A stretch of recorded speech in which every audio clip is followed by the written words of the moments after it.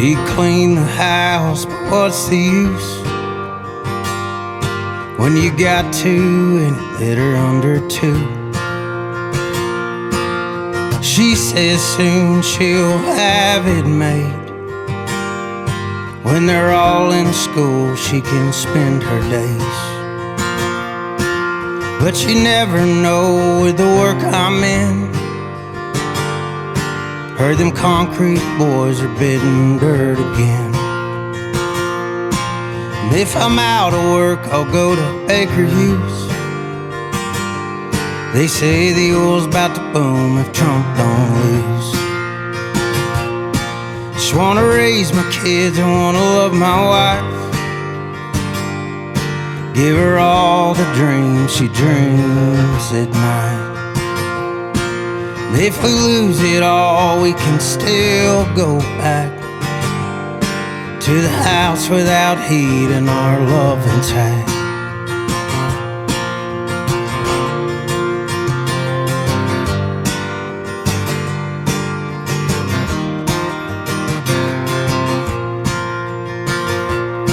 I had an ad cut out for that black Corvette,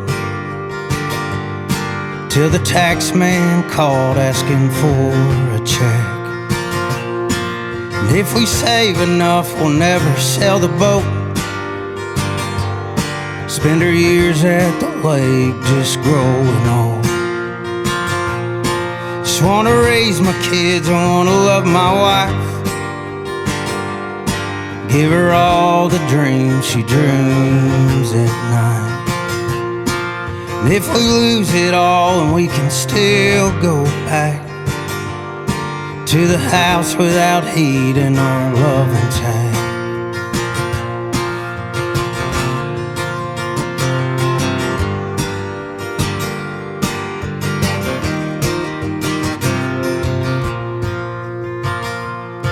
Well, my Sunday preacher came up and said, you're still worrying about things that ain't happened yet. And then he turned my head and pointed down that pew. Said all you really need is sitting next to you. Just wanna raise my kids and wanna love my wife. Give her all the dreams she dreams at night. If we lose it all, we can still go back to the house without heat and our love intact. If we lose it all, we can still go back to the house without heat and our love intact.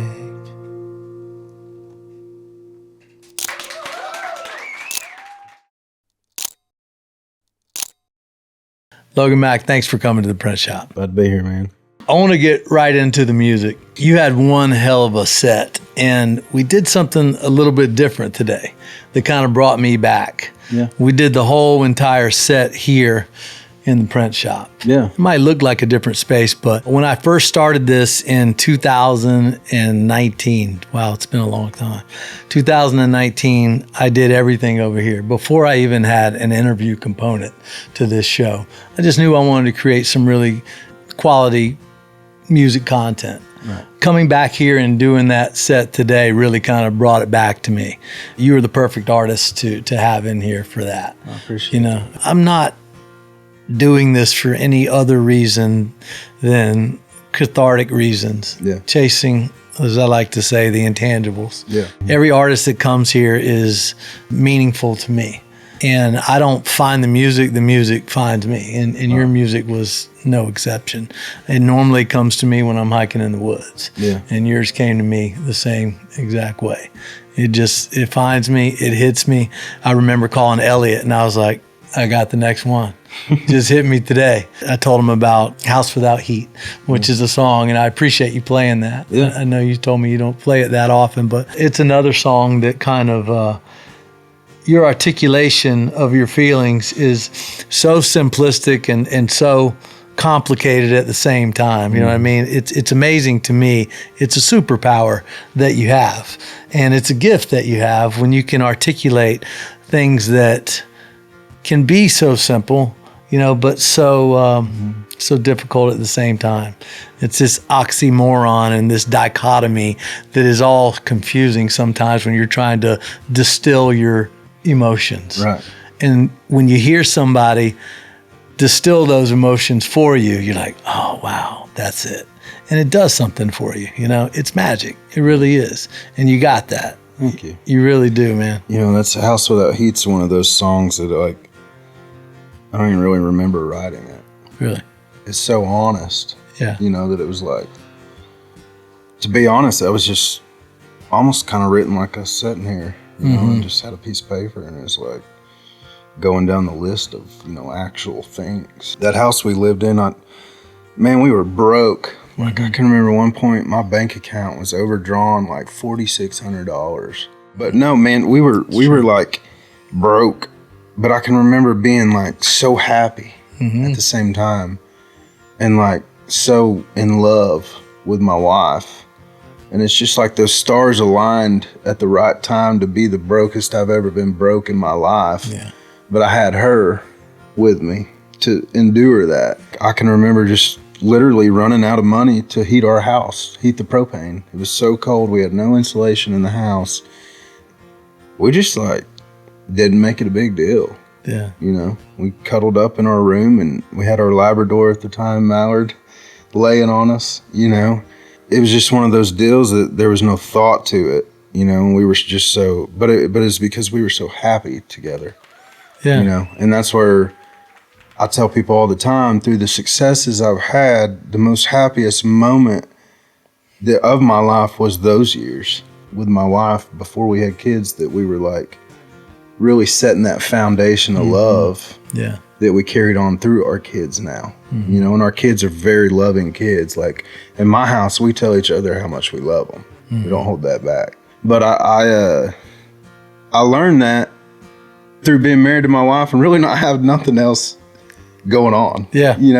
Besides our love. We didn't have money to go do this and do that, but anybody that wanted to be around us, we were a good time because we enjoyed each other. So. Well, you guys have never been poor then, meaning one of my favorite quotes is from Bob Marley. He says, some people are so poor they only have money. And that's so true. It is. You guys were overflowing in all the other assets that money can't buy.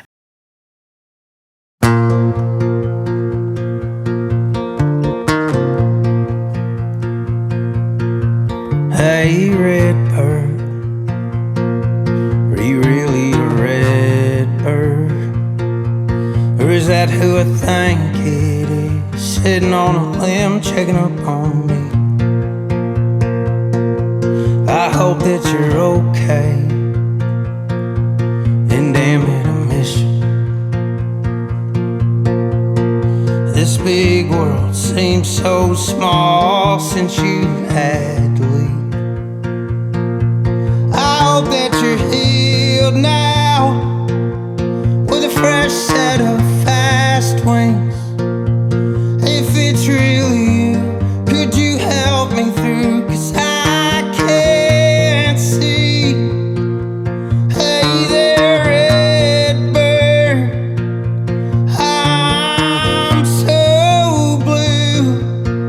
I've lost my north, I lost direction, I lost you. And the ways of the world have a way of keeping you down. So I long for the day that I say that I saw you around.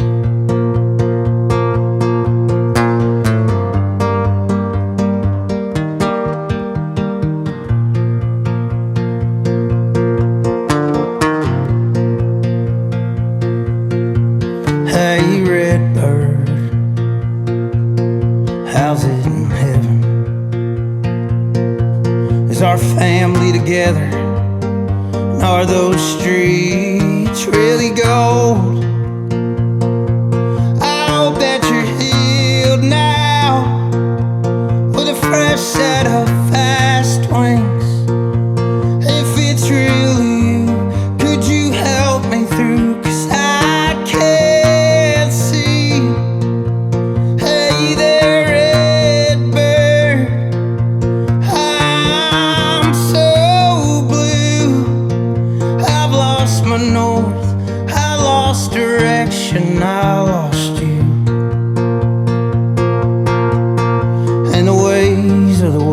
have a way of keeping you down.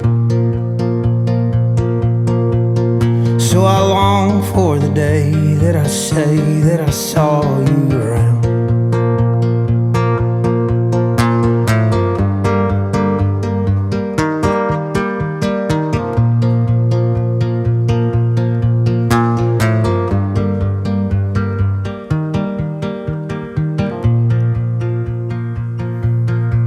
Hey, red bird, my blue kind of faded. I know that you made it, but damn it, I miss you.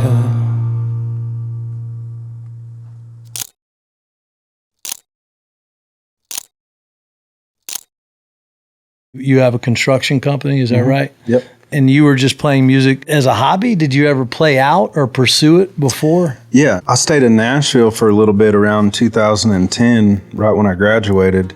I actually played out there for a little bit, and I just kind of got to where it was like, I kind of felt like I was a cover artist a little bit. Mm-hmm. And I met my wife, and she was kind of like, at the time, I really wanted to date her, right? But I was in Nashville all the time. She was there, and she, like, for lack of better words, was like, come get a real job and you might be able to date me, you know, like, and so I was like, okay, you know, so I literally like cold turkey. I knew what I wanted. And at that part of my life, she was what I wanted. And so I went home and I joined the oil field and we got married and had some babies and really like cold turkey quit playing music till 2024 for like 13 years. Wow. I'd occasionally go get it, you know, go get my guitar out of the shop and sit and goof off for a minute. But I really just kind of like cold turkey was like, didn't want anything to do with it for a little bit. Because I wanted to be like other things, you know. I wanted to be a good dad and a good husband. And so I just got infatuated with that. Yeah. Trying to be the best dad and provide for my little girls. And then I realized as they got older and started talking and stuff, I realized how much they loved music. And I was like, well, I got a tool for that. You know, like I can play. So I'd bring the guitar back out and start playing for them. And then it just kind of really seemed inevitable at that moment, you know, that I was like, I still love this. Like, why did I stop? But I joked and told my wife, you know, through our marriage, I was like, at some point I'm gonna start playing music again, you know, and it was like, I think it wasn't believable. But I did tell her, I was like, one of these days I'm gonna do this again. You know, I'm gonna chase it hard because I know I'm good enough to. Just kept on living, man, and, you know, woke up day by day doing what I thought was the right thing, and then it ultimately led me back to it, you know, which is crazy to just sit and try to understand, like, God's path for you. So many times you could have turned left or right, you know, but I didn't. Just kind of trusted in Him with stuff when I really didn't even understand that I was trusting Him. But the biggest thing for me was like to get to a point, and we talked about this earlier, was like recognizing things happening. I finally when me and my wife got married, she kind of taught me how to love Jesus, you know, and like be a good man through Christ. Once you start doing that, you start paying attention to other things. Looking back now, it's just the roads were going to lead here, whether I wanted them to or not. Yeah.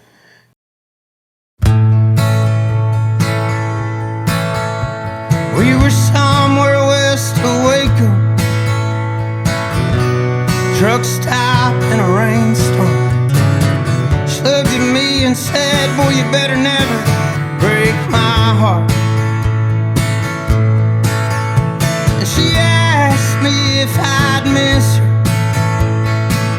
I tasted wine when I kissed her, grabbed her hand and I whispered, why you worry so much? She said, 'cause I die with you, get high with you, just to help you down. I'd lie with you, lose my mind with you, love you till the ground.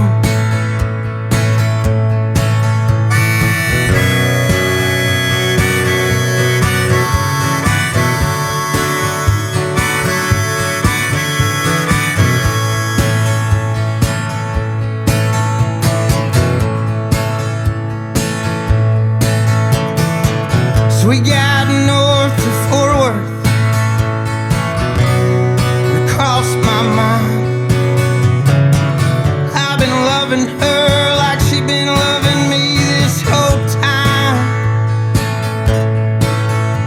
And I knew that if I didn't tell her the way that I was feeling, she wouldn't let me keep on stealing all her nights. So I said, I'd die with you, get high with you, just to help you down. I'd lie with you, lose my mind with you, love you till the ground.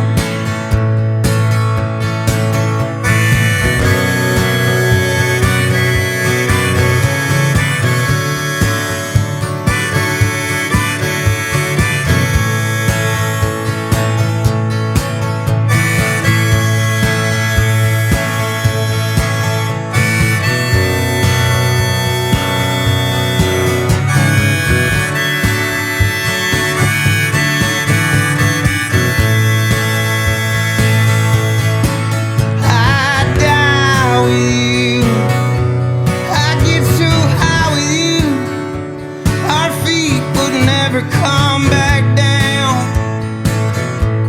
And you know that I'd lie with you, get old and lose my mind with you, love you till the ground.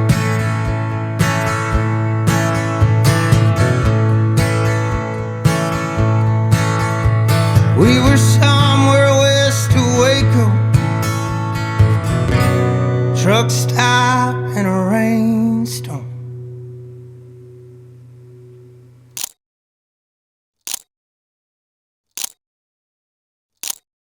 Ever since I was a little kid, I've always like envisioned in a stadium singing a song to somebody. Always. I can remember my mom, I'd be sitting in the back of her car listening to something, and I'd always just close my eyes and hear the crowd while I was singing it. And I always thought that was odd that I'd do that, and I kind of thought it was immature a little bit, because I'd still do it in my 20s, you know, when I was younger. I'd drive to the oil field, and I mean, I'd just be like getting it in the truck, acting like I was playing for a stadium of people, you know, and I always wondered like why I was doing that, but it kind of taught me to chase your dreams like a kid, and I never understood like that. Think about a kid, when they chase their dreams, they don't think about, when a kid dreams, they're not thinking about money or how realistic it is. Mm-hmm. You know what I mean? And that's kind of what this whole journey taught me, was like, be that unrealistic kid that is just like, because you want to, and that's the only reason you need it. And so when I started chasing this music like that and just having no expectations and just dreaming, being a dreamer, is when stuff started folding out and happening that only the clouds can explain, honestly. You know, just weird stuff that was happening and that's still happening. So I just try to wake up every day now and just be like, I'm gonna breathe today and I'm gonna do something good, you know, and I'm not gonna worry about which foot I step with first, because somebody else is doing that for me. It's really, really humbled me and taught me a lot about trust in the Lord. I used to always say that, but I didn't understand it. Right. You know, now I do, just because of our journey and the why me's every night. Like, why is this happening to me? How am I here? What am I doing? You know, what was so special about me that I got this gift? Acknowledging it though is like a really good thing to do, you know, because then you're really using all the tools that you have when you can acknowledge what God's done for you, you know. And that was the part I always missed out on, is I thought it was a gift I had that I got, you know, and I didn't realize it was given to me. And man, since the day I started living like that it is a gift from God. It's just like, bless me and bless me and bless me. I'm just, like I said, the whole music deal, it's so out of left field for me. I saw myself pushing dirt with my construction company, you know, and maybe getting in some other business deals and hopefully giving my wife and my girls a pretty good life and retiring, you know. And now it's like, at first I thought I was going through a midlife crisis Yeah. doing this, you know? It's like, what am I doing? Why am I chasing, you know? But it's just like, we just wake up every day and react to everything and don't worry about it and don't overthink it. And it's brought us here. It's brought us over half the country already. I've seen more states in the last 2 years than I saw my whole life. I grew up in Mantooth Trailer Park in Purcell, Oklahoma. And the only dream I had growing up was I just wanted to own my own vehicle. Mm-hmm. You know what I mean? And I was the first one in my family to build a house, you know, and I started my company, and I just never would have dreamed I'd be here doing this, you know. Growing up how I grew up, every now and then I just thought people, you know, thought bad about our family because the way we were raised. We didn't have a ton of money. We weren't like poor, but we didn't have a ton of money. When I knew my parents struggled, I didn't know the extent of it because I was a kid. Being an adult, I looked back and understood that those were repo trucks and stuff, not people coming to bring a new car to us. Right. You know, it's just a wild journey from where I was.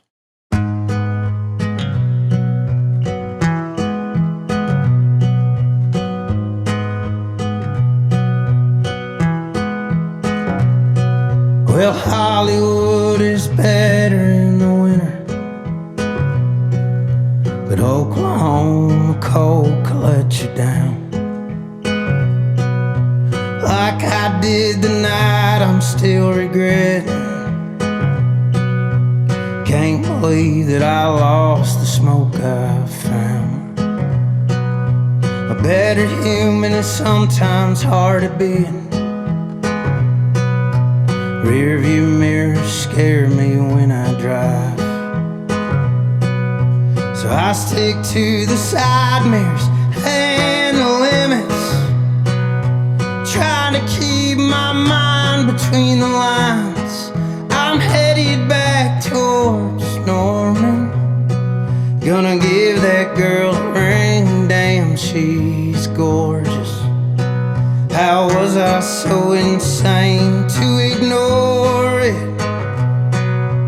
Truth inside my skin, the heart I was born with. It's yours until the end, if you're for it. Who could be against us? You're euphoric, damn you made me miss love. Well, sunshine in Sedona sure can blind you, but not as much as out of nowhere love. And this world is just made to take your money, steal your mind if you're there for long enough. So I'm headed back towards Norman, gonna give that girl a ring, damn she's gorgeous. How was I so insane to ignore it? The truth inside my skin, heart I was born with. It's yours until the end, if you're for it. Who could be against us? You're euphoric, damn, you made me miss love.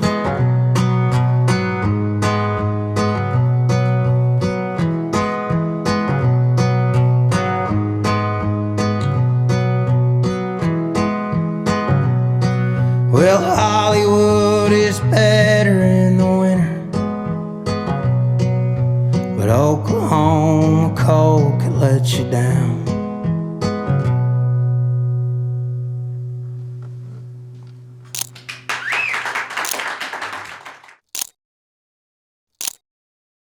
Do you feel like your business is in a place and your family is supportive and you think this is the right time in respect to your construction business that you have? You feel yeah. You feel like it's I feel like if this would have happened even 5 years ago, I probably wouldn't have done it. Yeah. I think that I had to work really hard to understand how to run a business to be in the position I'm in. Because I think that it'd be really dangerous if I didn't have those tools, I would have jumped on the first crappy record deal I got offered. And I didn't understand that. And even when I was in Nashville playing, when I was 18, I had no clue. Yeah, You know no what I one mean? does. I didn't know what to write about. I hadn't lived to write about anything at that point. Well, know you what got I to mean? write about what you know. Right. And I think for me, it was like, this was my journey, and I had to go through all the things I went through to get here to have the songs. And that's okay. I'm good with it now. Knowing, you know, what we've done so far, I'm all right with that.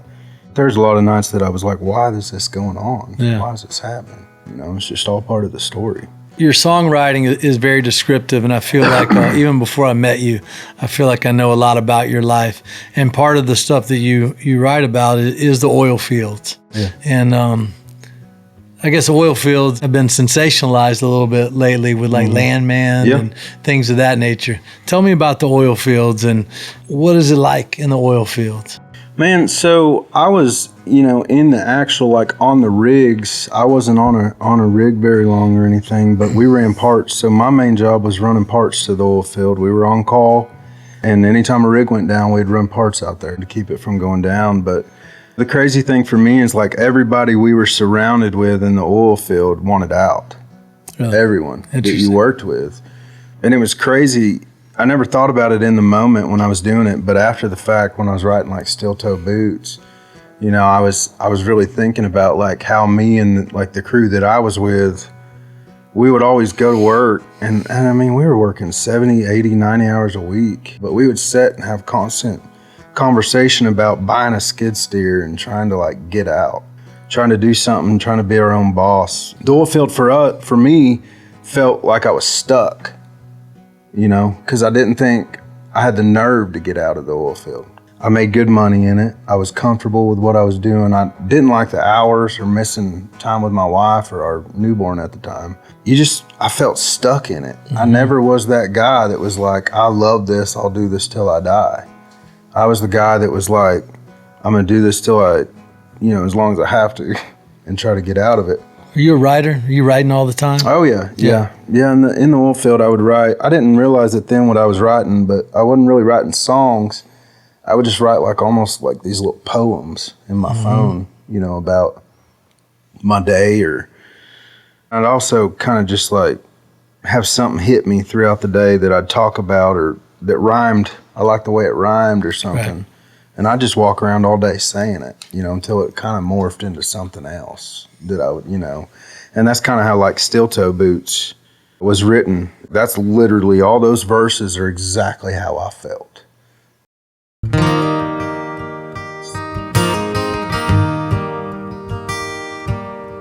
Why am I much younger than I feel?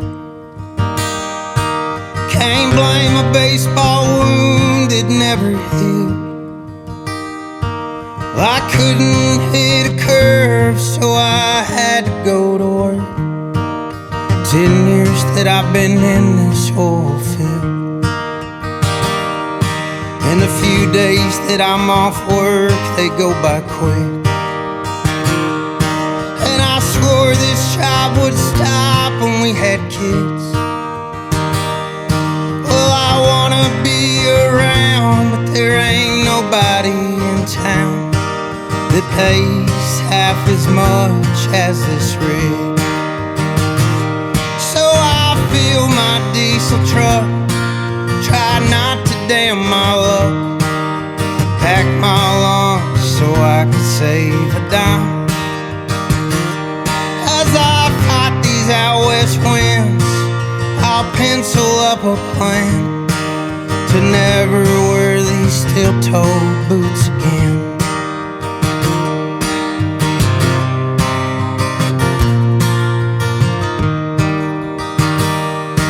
Well, someday soon I hope I have enough. I'm sick of missing all of my kids' stuff. I'm 1 for 3 on tucking in my kids at Christmas Eve. Yeah, someday soon I've gotta have enough. So I fill my diesel truck, try not to damn my luck, pack my lunch so I could save a dime. As I fight these out west winds, I'll I'll pencil up a plan to never wear these steel-toe boots again.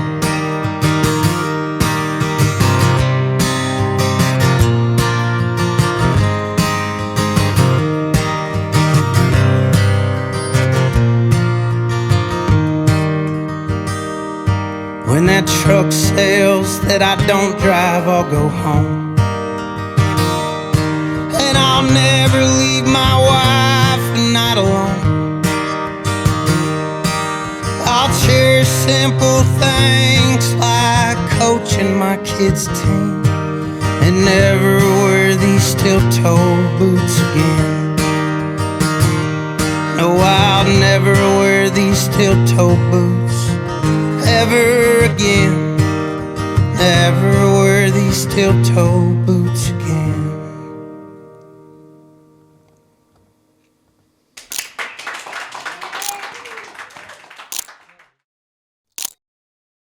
What do your kids think about Daddy being a musician and going to gigs and stuff like that? They, the oldest one is kind of like understanding it now. The youngest two just, I don't know if they know what to think yet about it. Yeah. You know, it's just such a whirlwind when they get to go. And we bring them out on the road as much as we can, you know. But the old one, she's kind of like last week, she was like, Dad, you're kind of cool. She's like I listened to your album and it's like kind of like cool, Dad. And so how old is this dog? River, that's River. She's 10. Okay. Yeah. They think it's, my youngest one remembers every word to every song the second time she hears it, and it freaks me out because that's how I was when I was little. About 2 times and I'd have it down. The coolest thing about my music with my kids though is I've seen it inspire them to like get out of their comfort zone and be, you know how when you're little, music can be like intimidating your friends. You don't want your, all 3 of my girls, like they sing with their hearts and I can see it. And we have jam sessions, and if anything from that, and I'm very vocal about this. I always try to tell them like, don't be afraid to chase your dreams because your dad's 33 doing it. And I thought my life was already set in stone. Out of all this stuff, like I said, that's the biggest accomplishment to me, is that my daughters one day, for one, that they're going to have something that they can hear when I'm dead and gone. They can hear their dad singing to them. Yeah. I wish I had that gift with my dad. You do too. You know what I mean? Sure. But secondly is that they can be like, when they get old enough to realize it, what I did in the time of my life that I did it, I hope it shows them to chase their dreams. But yeah, they love it. They like it. They're really honest. They'll tell me when they don't like stuff, Do they? you know, and it hurts my feelings a little bit. But I'm like, hey, you know what? The kids being honest is about the best medicine for an artist, because they're not going to say something just because you want to hear it. They're going to tell you how it is. They all like Damn It Debbie, but they get in trouble for singing it sometimes. Yeah. 'Cause we're working on the dang it part instead of damn it. But Substitution. they've got good taste in music for sure. That's a great segue. So there's a song that you have called Damn It Debbie. Yeah. And you and I had a little on-camera dialogue that'll probably make the show when you were telling me about it. I go down to the lake every summer, and the first time I ever understood what beer did, I was watching my Aunt Debbie drink them like they're water. There was a storm that hit the island, and we got back to the boat dock, and everybody bailed out of the boat, and she's just sitting there. She's like, "It's raining memories." And my Uncle Steve gets out and he goes, "Damn it, Debbie, get in the truck." So now, just a precursor, my Aunt Debbie is like one of the hardest working women you would know during the week, right? She handles business, takes care of her business. And then when she goes down to the lake, it's like there's this whole other character that comes out, right?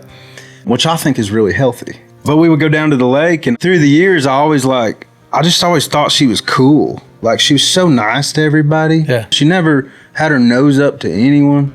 She was sweet to everybody. And she was just kind of like the life of the party. Likes to have a good time. Yeah, she just loved to have a good time. Now, did she turn away, you know, when like underage kids may or may not have been grabbing stuff out of the cooler? Maybe she did. Yeah. But she had a really good heart, and she was a good person. Didn't you say she's the opposite of a Karen? Yeah. So there's a Karen, and then there's a Damn It Debbie. And the Damn It Debbie is like, just wants to have fun, wants to have a good time, loving, but just like also maybe is a little bit immature every now and then, which I think is a good thing for us to be. Mm-hmm. You know, life's so serious all the time. And she just bring the life of the party out of anyone. Literally. Anyone that was around her. Sounds like somebody I'd like to hang out with. Yeah, she was fun. I look forward to every summer going down and hanging out with Debbie. But the Damn It Debbie, it just, when I thought it up in my head, I was sitting at my lake house and I was like, man, I remember when Steve used to say Damn It Debbie all the time.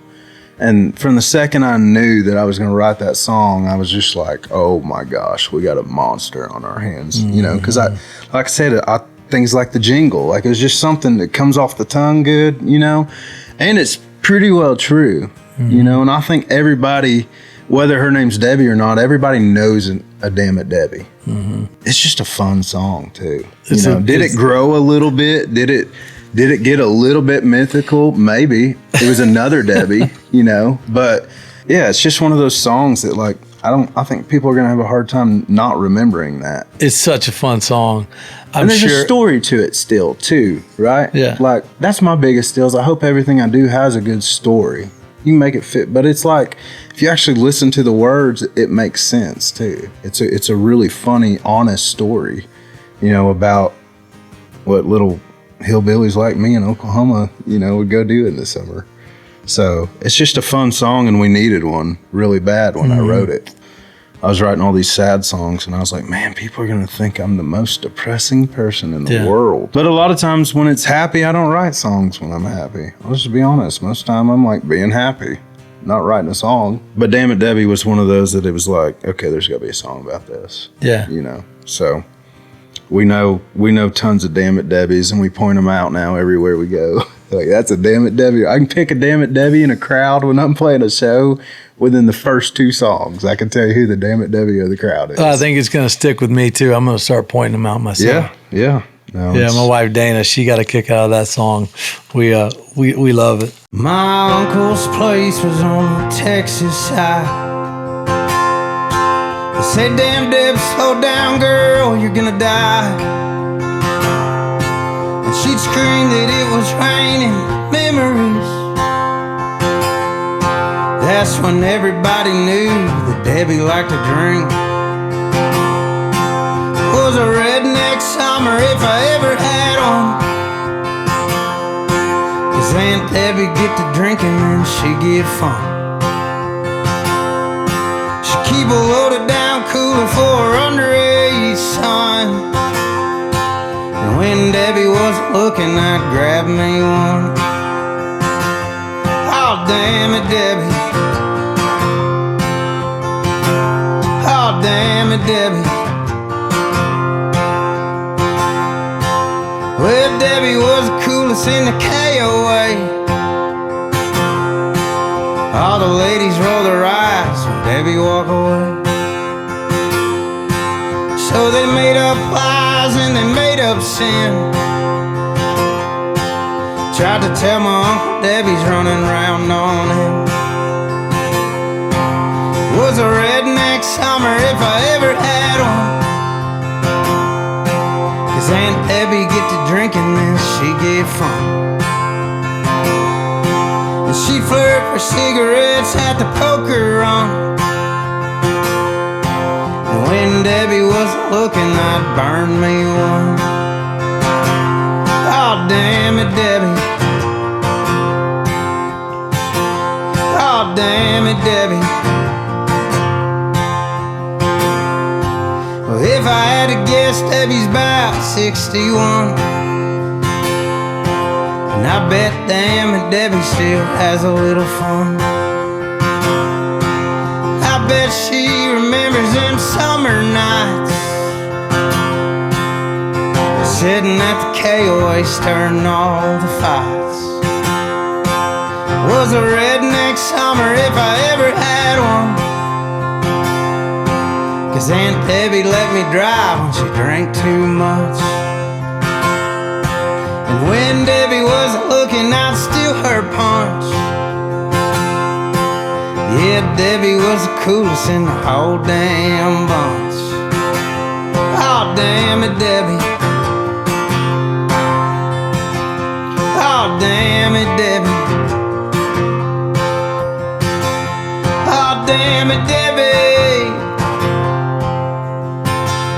Oh, damn it, Debbie. Yeah.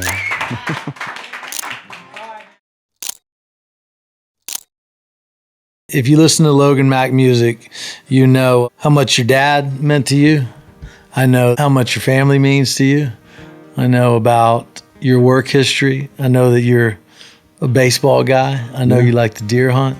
Yeah. I know a lot about you just from listening to your music, and it's authentic. So growing up in Oklahoma, being a musician, working in an oil field, being a singer is a big dreamer for anybody, but being from Oklahoma, is there much of a scene there? Do you feel like it's an advantage or a disadvantage from trying to break into music being in Oklahoma? I definitely think there's a scene there. Yeah. And I think it's an advantage. Okay. Now, I might be kind of be a snob here, but like I think a lot of Oklahomans that are musicians are really good. Yeah. And I think that Oklahoma's got this thing about it. A guy named Garth Brooks did okay. Yeah, he did. He had a pretty decent career. He's okay. You know? But even like the Red Dirt scene, which is kind of more the scene that I see, with myself, just because that's kind of what it got big whenever I was coming up through school. Yeah. But there's just so many talented musicians in Oklahoma. Now, as far as like playing in Oklahoma, it's tough. There's not a ton of venues and stuff. I guess that's where my mind was going.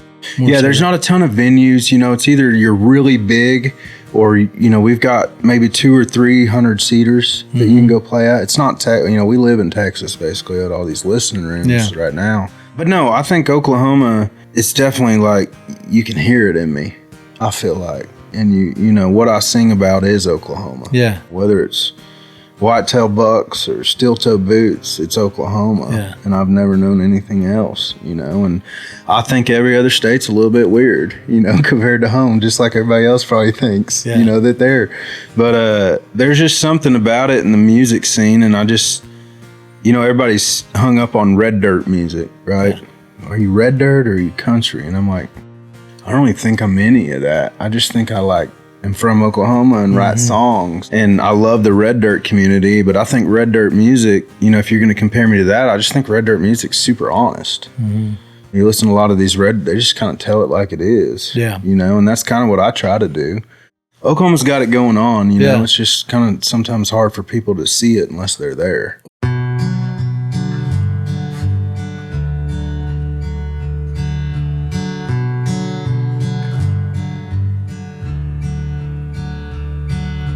Trying to kill the man that's killing me. Tougher than it looks, or so it seems.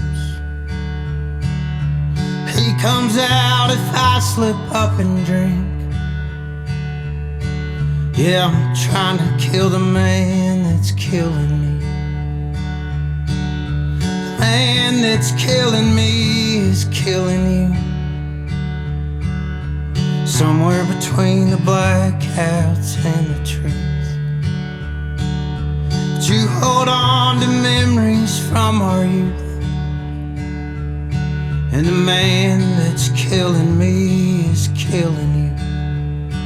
And I'm trying to kill that man. Yeah, I'm doing all I can. The man that's killing me has whiskey breath. Tells you things that you just can't forget. I wake up and find out what he said. Yeah, the man that's killing me has whiskey breath. The man that's killing me is killing you. Somewhere between the blackouts and the truth. But you hold on to memories from our youth. And the man that's killing me is killing you. And I'm trying to kill that man. Yeah, I'm doing all I can. Yeah, I'm trying to kill that man. I'm doing all I can. Hadn't found a way to get him yet, but I'll keep trying to kill him till he's dead.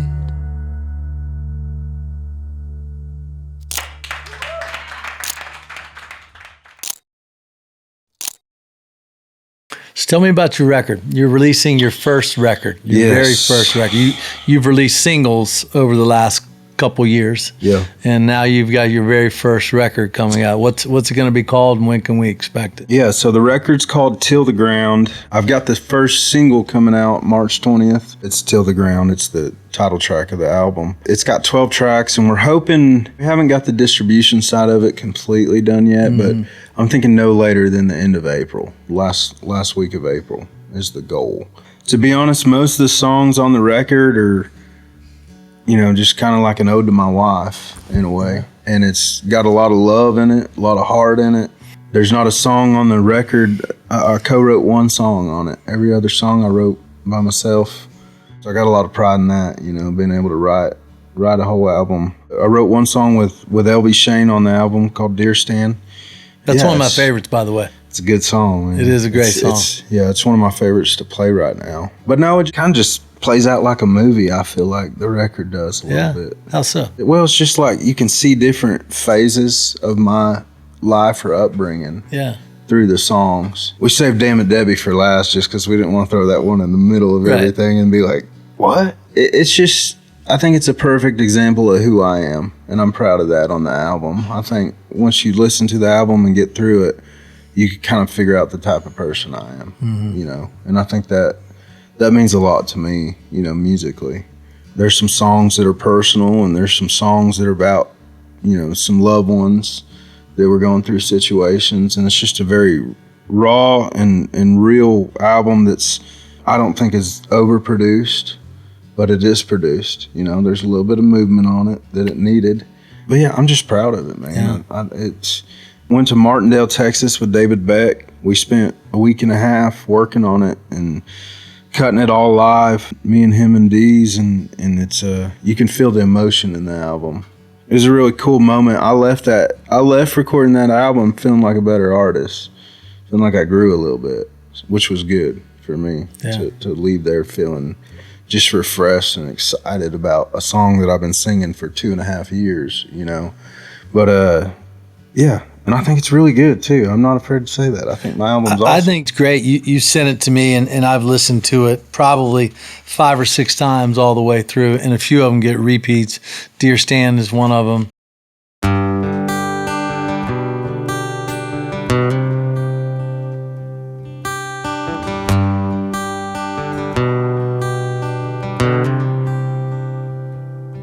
Well, the whitetail bucks are nowhere near McLean County.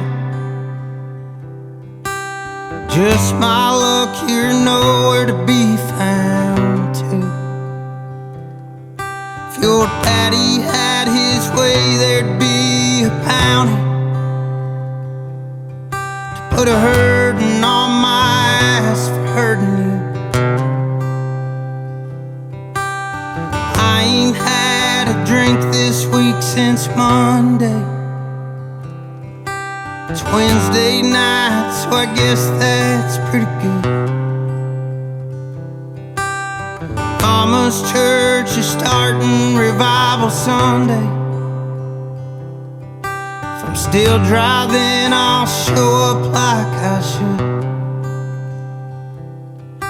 I'm learning how to bend instead of break. But I've been broke so long that it feels like truth. I'm hoping all my better choices make it, and find out what it's like to win instead of lose.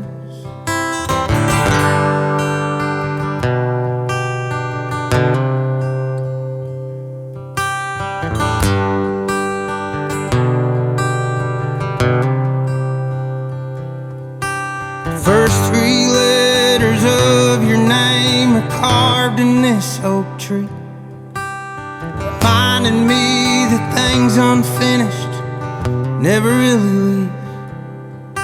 It's colder in October than the weatherman said it'd be. I'm wondering when this season's over, if you warm back up to me. I'm learning how to bend instead of break, 'cause I've been broke so long that it feels like truth. I'm hoping all my better choices make it, and find out what it's like to win instead of lose.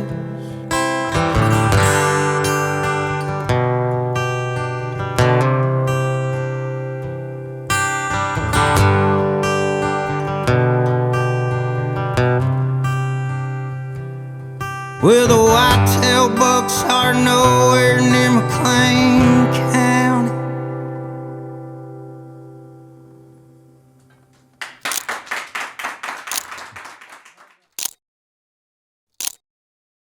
Let's talk about some other stuff that makes up Logan Mac. I know you're into to deer hunting. Yeah. You know, that's something that maybe you wanted to do full time at some point. I thought I was going to be a professional deer hunter. Yeah, at one we point know a in my couple, life. the same deer hunters that We do. that you look up to. Yeah. Let's talk about that today. I have a good friend of mine that I put you on the phone with today on with a a FaceTime. mouthful of blocks of cheese. And I had no clue that you were calling Chipper Jones. Yeah, that was like, oh, by the way, here Chipper's on the phone to talk. Yeah. Yeah. Huge, like, I mean, he was obviously my hero in baseball for many reasons. Mm-hmm. And then, you know, he started doing the Major League Bow Hunter deal, and I followed that, and I was always real up to snuff on that and the buck ventures and all that, you know, he was kind of tied into. Yeah, a lot of people don't know that, but, you know, Major League Bow Hunter, and we're talking about Chipper Jones of the Atlanta Braves, Hall of Famer, one of my best buddies. I've known him my whole life. And so, you know, I was talking to you, and I quickly realized that you were a Major League Bow Hunter fan and a Chipper fan. Huge and I was like, well, Chipper fan. I think I'm going to make this guy's day. So I called up Chipper, and we had some FaceTime. But I was so nervous, I don't even remember what I said, dude. You were nervous? Yeah, You know, Chipper is an intimidating. I've known him since I was 14 years old. Oh, yeah. And we lived together in the dorm. But he is this presence. He's a big dude. And when talking to him on the phone is one thing, but when he walks in a room, it's a whole. I'd rather go play for 90,000 people than. He's a big dude. You know what I mean? You think of a baseball player, but he's stout, 6'4", 5", and built. You know, I've seen him make people crumble. More nervous playing less nervous playing Wembley Stadium than talking to Chipper Jones. Chipper Jones, meet Logan Mac. How's it going, Chip? Logan, how are you, bud? Good, man. How are you? Oh, well, I hear we have some mutual friends out in Oklahoma. I know all them boys. I may have watched a couple episodes every now and then. Oh, yeah? Yeah, big fan. He was talking about Major League Bow Hunter, and it's like season 10 and 11 were filmed right in there. Damn sure were. Yep. Wow. I'll trade you out shows for deer. Sounds good. Sounds good. Hey, man. Love you, buddy. See you, man. All right. See you, bye. See ya. God, I had cheese in my mouth. Yeah. Are you a baseball player? Yeah, I loved baseball. Grew up just like obsessed with it. Yeah. You know, when it kind of fell off, I had some injuries that it kind of made it fall off towards the latter part of high school, you know. Yeah. But baseball was my life, you know, when you're little and you live in Purcell, Oklahoma, there's not much else to do besides play sports, you know. What is the track that you have that has the announcers on the front end of it talking about the 3-time state champions, and then you basically go into small town sports and how much it means? Three-way one-stop town. That's one of my favorite songs on the record. So the intro is our football. That's our actual football announcers at our games. Yeah, Stuart McPherson and Monty Markham, and that song was just. If that doesn't explain like just the small townness. Oh, it did. I actually love coming home from the road. Sure. Because it's it's really crazy. You know, like everything's at your fingertips out here on the road, and everything's just so instant. And it's kind of nice to go back home and have to drive, 15 miles for the nearest grocery store, you know. And I think it keeps me kind of like halfway normal.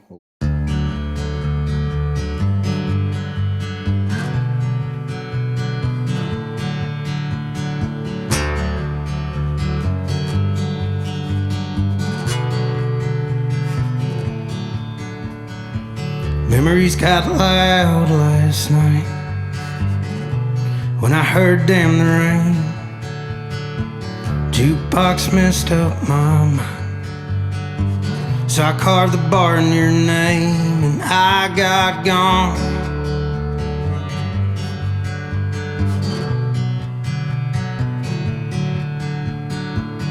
Saw a car at the light, looked like the one you drove. Green and Main, I took a right, made it seem like I was headed to Joe's. There ain't no peace in the past, but some nights I still go. Memories got loud last night when I tried chasing your ghost.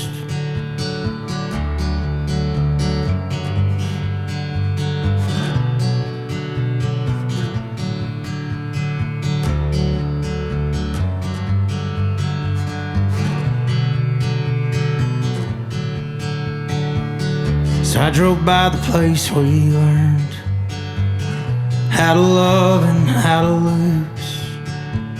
I'm still kicking my ass for letting love like yours loose. There ain't no peace in the past, but some nights I still go. Memories got loud last night when I tried chasing your ghost.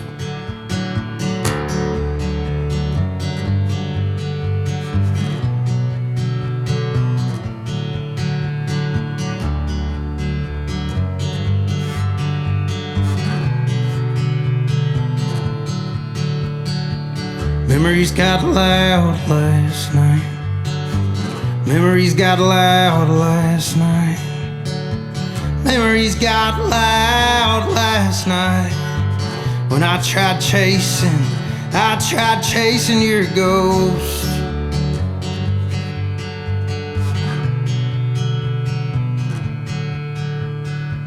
Memories got loud last night when I heard Damn the Rain.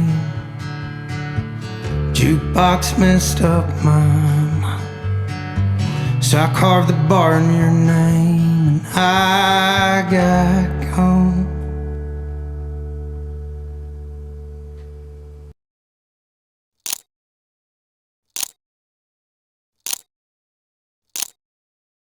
What are your plans after this? Are you doing some tours? Are you playing some festivals? What's your plan once you release this record? The last year and a half, we've been kind of playing like listening room stuff, just kind of like me and a guitar. And so the plan is with the album to try to tour on the album across the United States and play some full band shows. We just got on a big festival in Oklahoma called Born and Raised. Oh yeah, that's a good one. Yeah, so we'll be playing Born and Raised September 17th. And then the next day, we're going to London to do a gig at Wembley Stadium. Wait, what? Yeah, we're... Tell me about this. So I don't know a ton of the details yet, but my manager, Mike Williams, his wife is she's part of the company putting on the Union Jack Classic, which is the first ever college football game overseas. Yeah.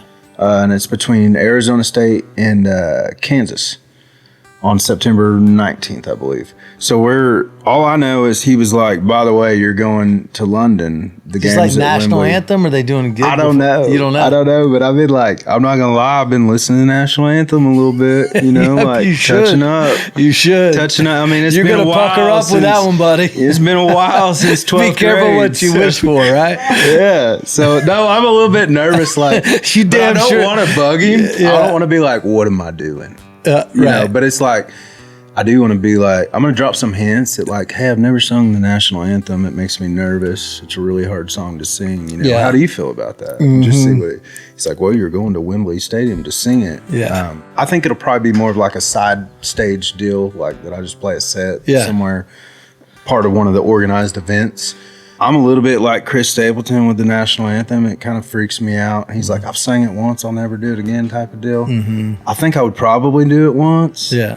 But you might have to like shove me out there to go do it. Yeah. You got a great voice. You could pull it off. Yeah, I could. But that's the kind of stuff that like, I've been singing it since I was like, you know, little, and I'd forget it. I know I would. I know I'd mess it up. So I'd probably cheat and have the little ink on my hands, you know, while we're doing it. I hope that I'm just playing songs I wrote. Yeah. But it'd be an honor either way, obviously. You know, and I do whatever they but yeah, he just dropped that on me casually one day. He's like, oh, by the way, Wembley Stadium. And I'm like, what?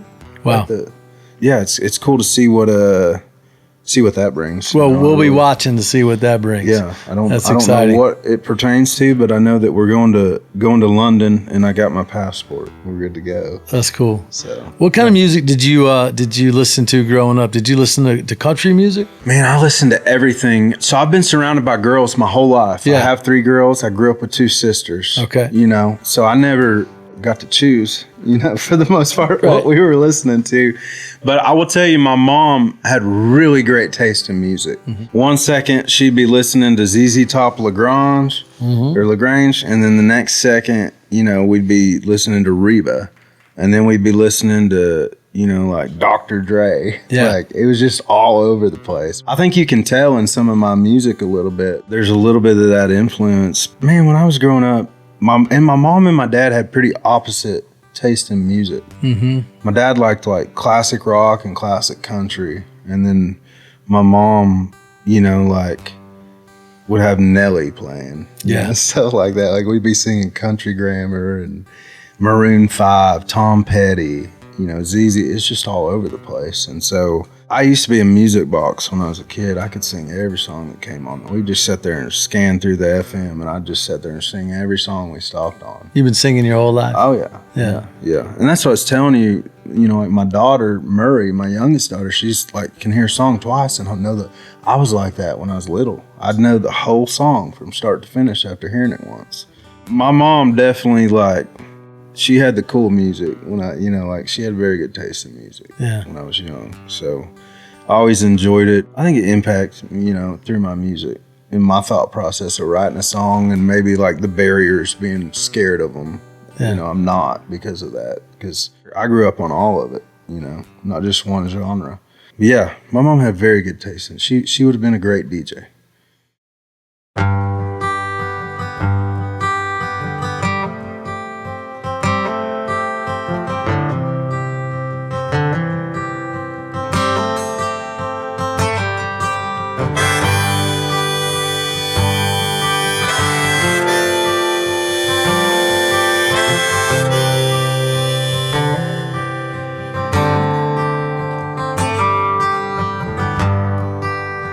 Overlook a lot just to look at you. I change a couple ways that I've been meaning to. Clean up those loose ends, double knot the twine. Draw lines with some friends, pawn off all my wild.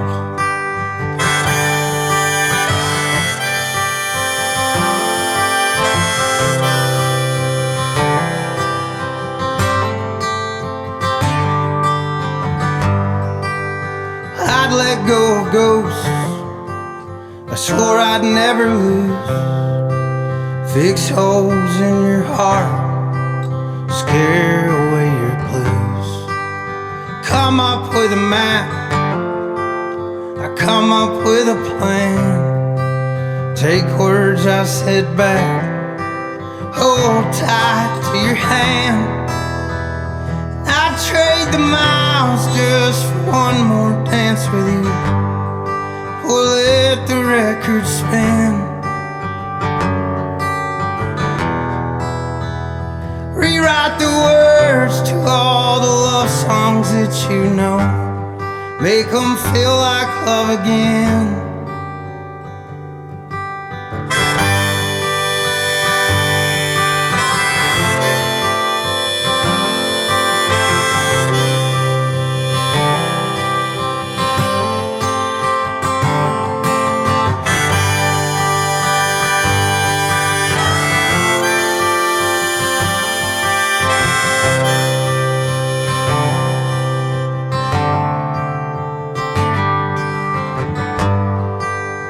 I shake dust off words never said to you. Leave pride for the wind, keep words I say true.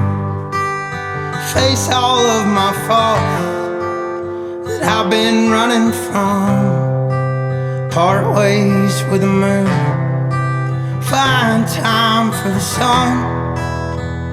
I'd trade the miles just for one more dance with you. We'll let the record spin. Rewrite the words to all the love songs that you know. Make them feel like love again. Feel like love again.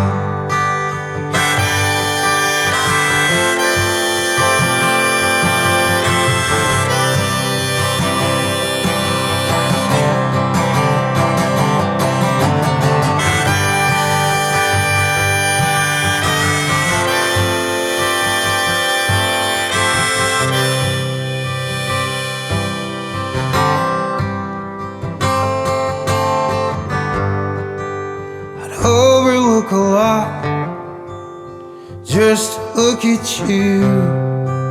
I change a couple words that I've been meaning to.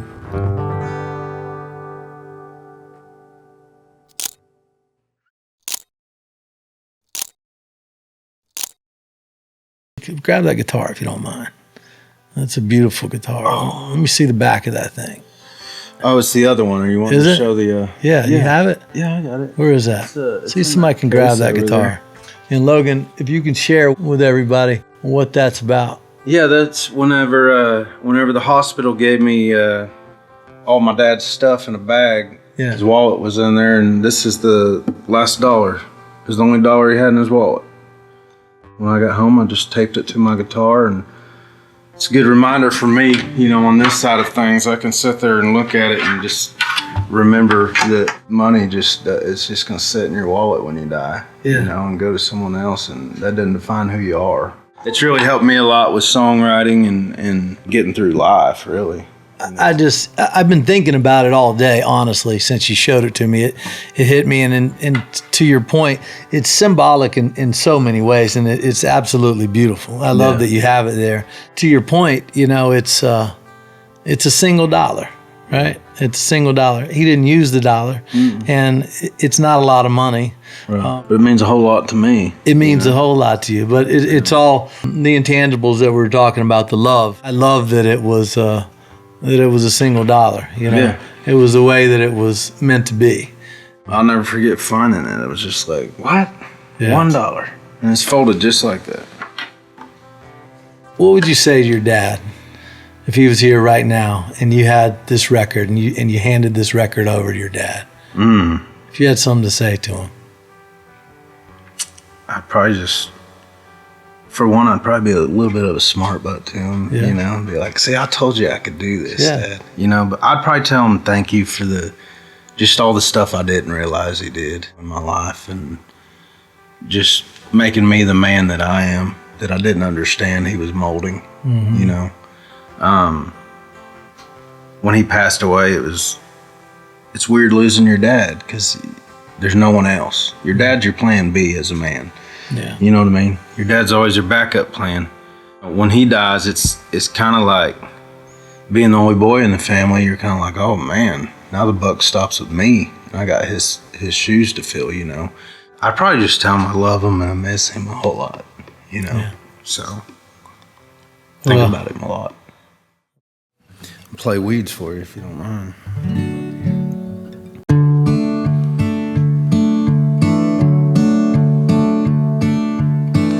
wish the weeds in my yard would finally just stop growing. 'Cause this overtaxed overtime ain't enough to fix my mower. And I call a friend but already know that most of them ain't real. They've never had to sell a gun just to pay the bills.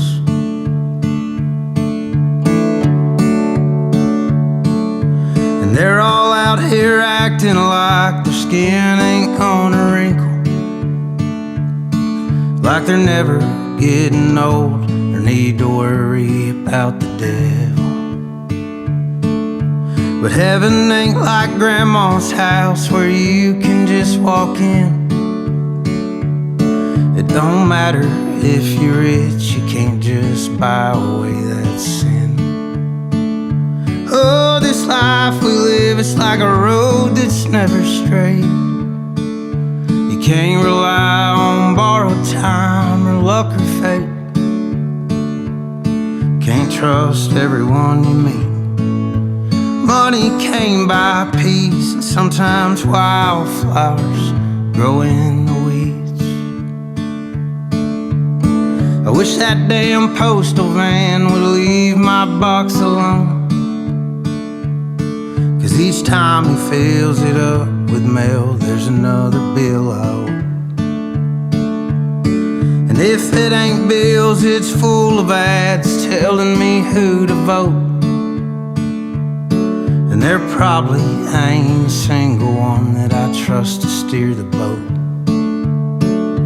Oh, this life we live, it's like a road that's never straight. You can't rely on borrowed time or luck or fate. Can't trust everyone you meet. Money can't buy peace, and sometimes wildflowers grow in the weeds. Oh, this life we live, it's like a road that's never straight. You can't rely on borrowed time or luck or fate. Can't trust everyone you meet. Money can't buy peace, and sometimes wildflowers grow in the weeds. Yeah, sometimes wildflowers grow in the weeds.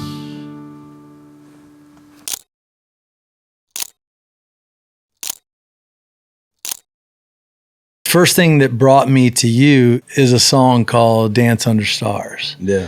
I think you kind of had a viral moment there Yeah. with that song. Immediately, I said, man, this guy is a heck of a songwriter, you know, and I wanted to hear more. And then that kind of got me into a few more songs, and we can talk about that. But I'd love to hear kind of Dance Under Stars, how that started. Yeah, so Dance Under Stars was actually like half written in my phone for 2 years. So my dad died in June of 2022, and no one ever heard Dance Under Stars till I think it was July of 2024. I'd written a couple lines in my phone, and I'll never forget the day my dad had a couple strokes that led into more strokes and was on a ventilator. We wound up having to unplug him from the ventilator, you know, and see what happened basically. And we kind of all knew, and luckily it was a, you know, pretty peaceful, quick thing. But I remember walking in, we got out of the hospital and we walked into the elevator, leaving the hospital room, and my wife was just like any good wife would be. She's like, I'm so sorry. And I said something to her, and I said, well, there's going to come a day that your dad doesn't make it too. And we need to probably start living like that. It was one of those moments that I was like, what did I just say? You know? So I wrote it down on my phone, and honestly, it kind of scared me for a little bit to do much more with that song. But one of the biggest things with my dad was literally a week before he died, he brought me this audition for The Voice. And he was like, Logan, I know you're successful in construction. I know you've got your family. I know you feel like you're like set up for what you want to do in life. But he's like, man, all the time I get these weird moments where like I feel like somebody's telling me to tell you should do music again. I had that moment the other night, and if you just consider this, just consider playing music again. He said, that's all I'm asking. And my dad always talked to me like, man. He'd be like, that's all I'm asking, man. And I was like, but I could tell it was so since like there was a little bit of emotion behind it, you know. He wanted me to take him serious. And that was probably the last like competent conversation me and my dad had before he had a stroke.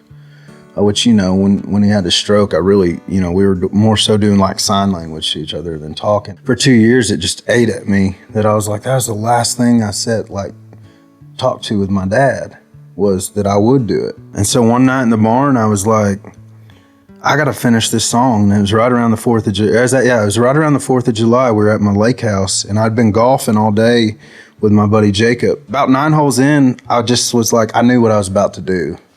Got 9 holes in, and I told him, I was like, man, I'm gonna go back to the lake house. You finish the round out with our other buddies. And he was like, okay. He kind of knew something was up. And man, I went home, and in that, whatever it was, 30 minutes, I wrote the whole song. He came back in. I never wrote it down either. This is a really cool part of it. It was so strong that I was remembering it without writing it down, right? And he comes in, and he laid down on the couch, and he was listening to me play it. And he leaned up and he's like, who wrote that? And I said, well, I kind of did. I haven't wrote it down on paper. And he's like, well, you need to do that just like you did it. And so we actually used our ring footage because I kind of forgot how I was saying certain things.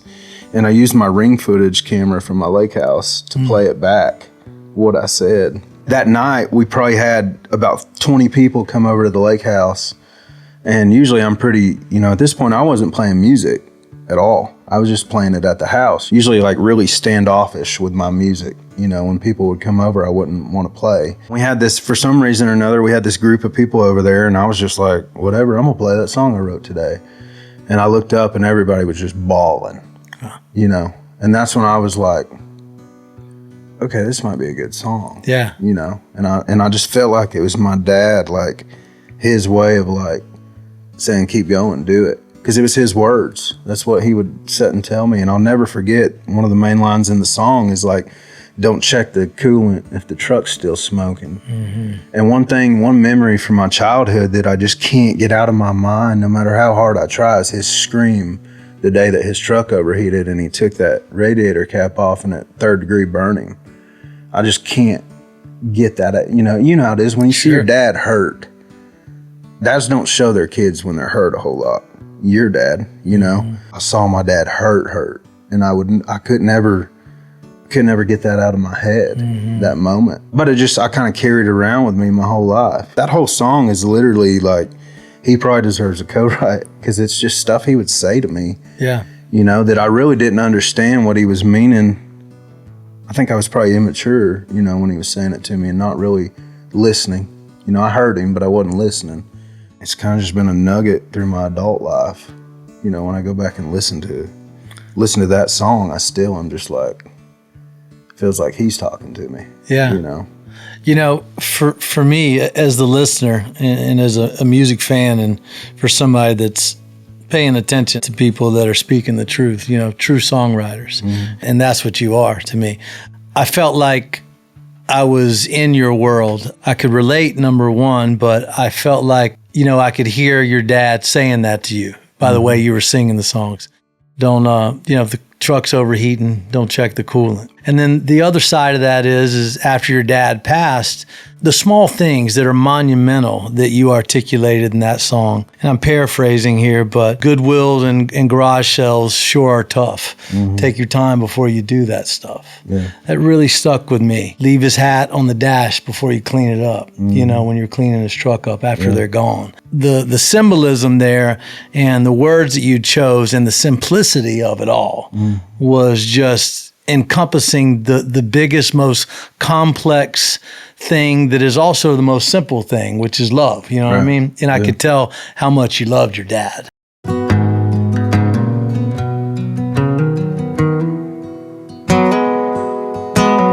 Always treat a gun like the damn thing's loaded.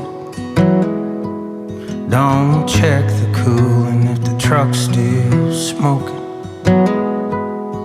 Turn the radio down, have some more conversations. 'Cause there's gonna come a day that your daddy didn't make it.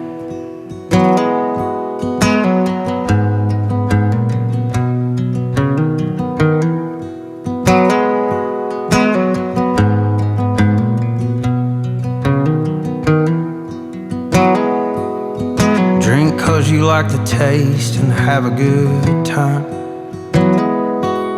Don't drink 'cause the demons you're trying to hide. If you're gonna throw it fast, keep it low and outside. 'Cause he'll take your yard and take your pride. Always keep your friends a little closer than your foes. Don't chase the money when it comes and goes. Hold your family tight even when they get old. Dance under stars when you're feeling low. Dance under stars when you're feeling low.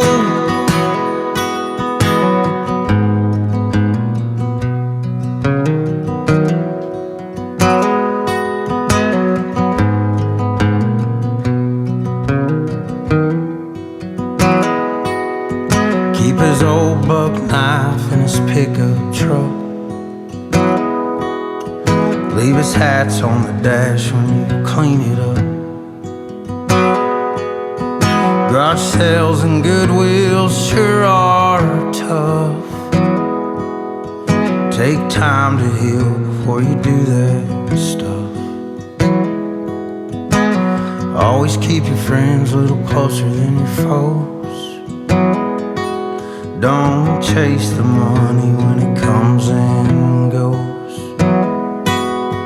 Hold your family tight even when they get old. Dance under stars when you're feeling low. Dance under stars when you're feeling low.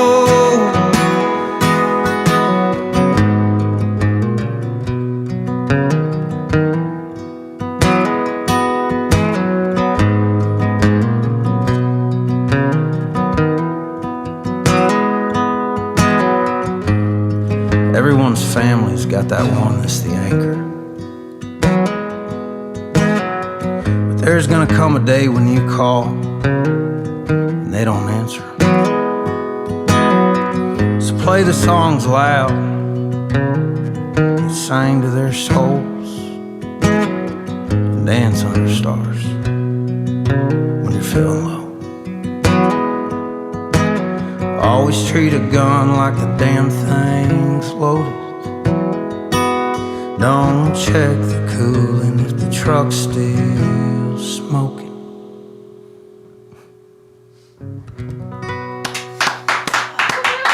Thank you. Thank you.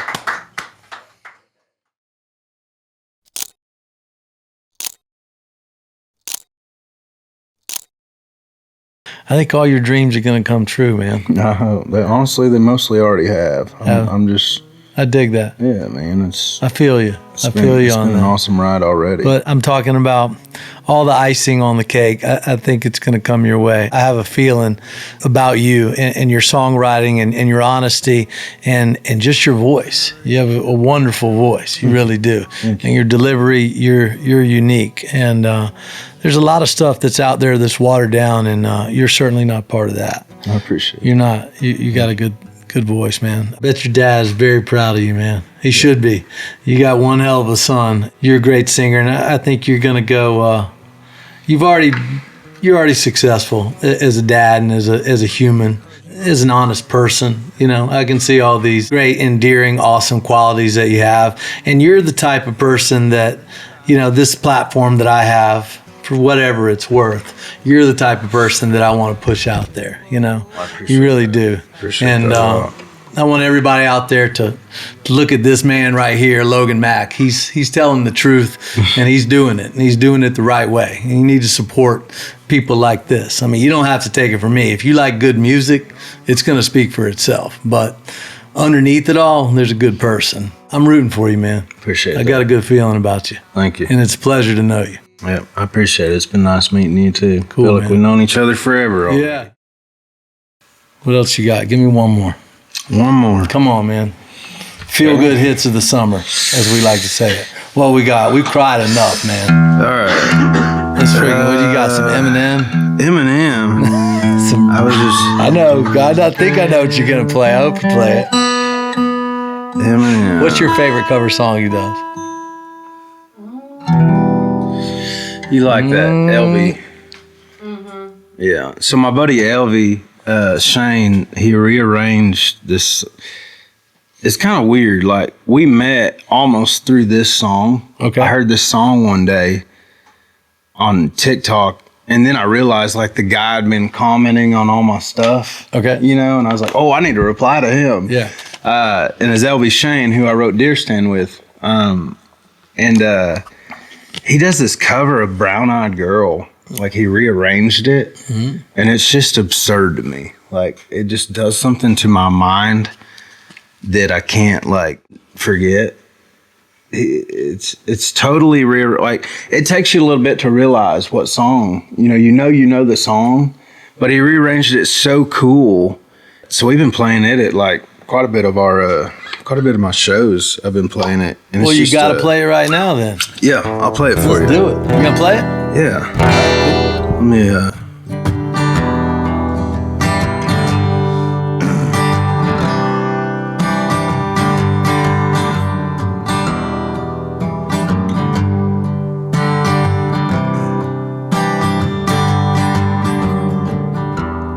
Hey, where do we go? Days when the rains came down in the hollow, playing a new game, laughing and running. Hey, hey. Claire just got kicked out, and I guess he hadn't have enough B-roll.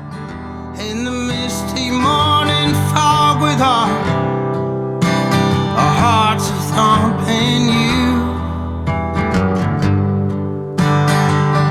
My brown-eyed girl, you my brown-eyed girl.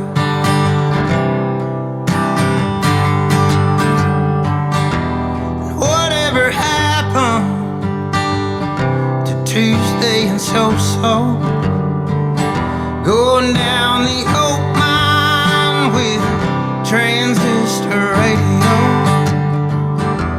standing in the sunlight laughing, hiding behind a rainbow's wall, slipping in a sliding all along the waterfall with you.